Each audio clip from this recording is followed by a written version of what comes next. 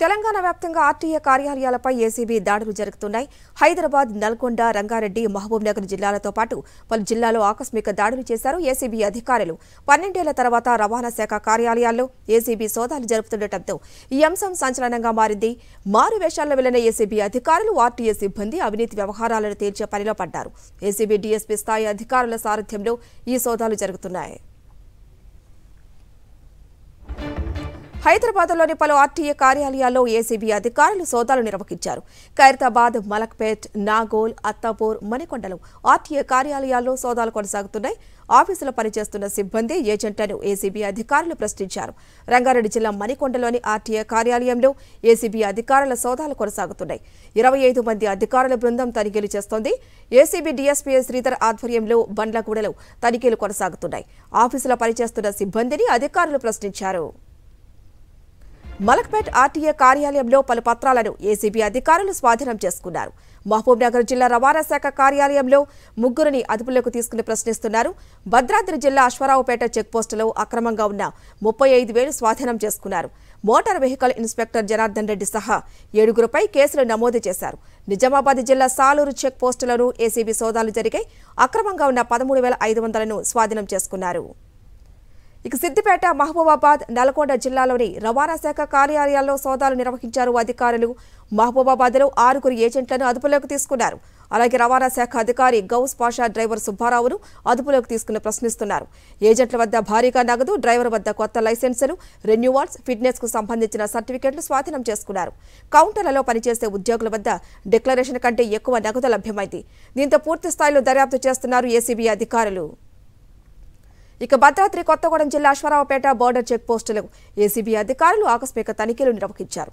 Lorry డ్రైవర్ల రూపంలో వచ్చిన అధికారులు చెక్ పోస్టుపై మెరుపు దాడులు చేశారు.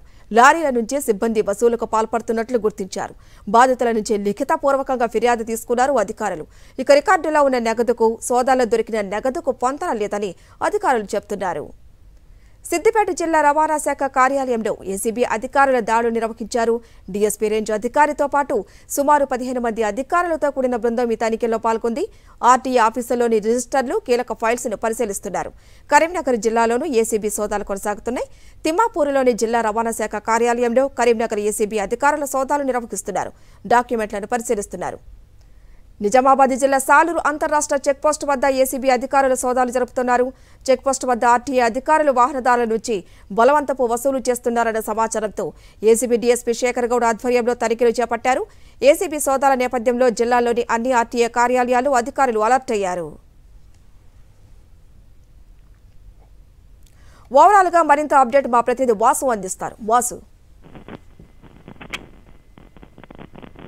తెలంగాణ రాష్ట్ర వ్యాప్తంగా కూడా ఈ రోజు ఉదయం నుంచి పలు జిల్లాల్లో ఏసీబీ తనిఖీలు నిర్వహిస్తుంది. ఆర్టీఏ కార్యాలయాలకు సంబంధించి మరోపక్క జిల్లా చెక్ పోస్ట్ లో ఉన్నటువంటి ఆర్టీఏ చెక్ పోస్టుల మీద కూడా తనిఖీ నిర్వహిస్తుంది. హైదరాబాద్, రంగారెడ్డి, మహబూబ్ నగర్, నల్గొండ, ఖమ్మం పలు జిల్లాల్లో కూడా ఈ యొక్క సోదాలు సాగుతా ఉన్నాయి. 12 సంవత్సరాల తర్వాత ఇలాంటి రవాణా శాఖపై ఏసీబీ సోదాలు మొదటిసారి చూస్తా ఉన్నాం. రంగారెడ్డి మణికొండ కార్యాలయంలో 25 మంది అధికారులతో దాడులు కొనసాగుతున్నాయి. ఏసీబీ డీఎస్పీ స్థాయి అధికారులు ఈ యొక్క సారథ్యం వహిస్తున్నారు. ఒక్కొక్కరికి సంబంధించి ప్రస్తుతం అయితే ఈ సోదాలకు సంబంధించి కూడా మొదటి నుంచి కూడా ఆర్టీఏకి సంబంధించి అవినీతి పైన పెద్ద ఎత్తున ఆరోపణలు వినిపిస్తున్న నేపథ్యంలో పలువురు అధికారులు అవినీతికి పాల్పడుతా ఉన్నారు అన్న అంశానికి సంబంధించి పూర్తి స్థాయిలో సోదాలు సాగుతున్నాయి. మహబూబ్నగర్ జిల్లా రవాణా శాఖ కార్యాలయంలో కొనసాగుతున్న సోదాలకు సంబంధించి 3 అదుపులో తీసుకొని ఏసీబీ హైదరాబాద్ తరలిస్తా ఉంది.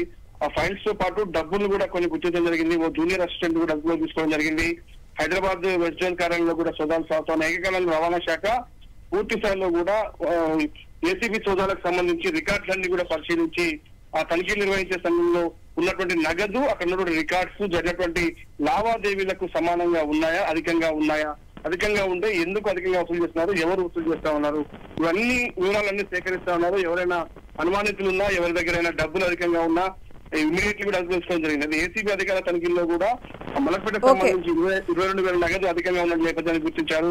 ఇవన్నిటి కూడా రేపటికి పూర్తి స్థాయి సోదాలు ముగిసిన తర్వాత కూడా ఒక దీనిపైన క్లారిటీ ఇచ్చే అవకాశం ఉంది. ఎందుకు ఆర్టీఏ ఏసీబీ టార్గెట్ చేసింది, ఎలాంటి ఇన్ఫర్మేషన్ వాళ్ళకు ఉందని అంతా సంబంధించి మరి కాసేపట్లో అధికారులు క్లారిటీ ఇచ్చే అవకాశం ఉంది. Thank you Vasu.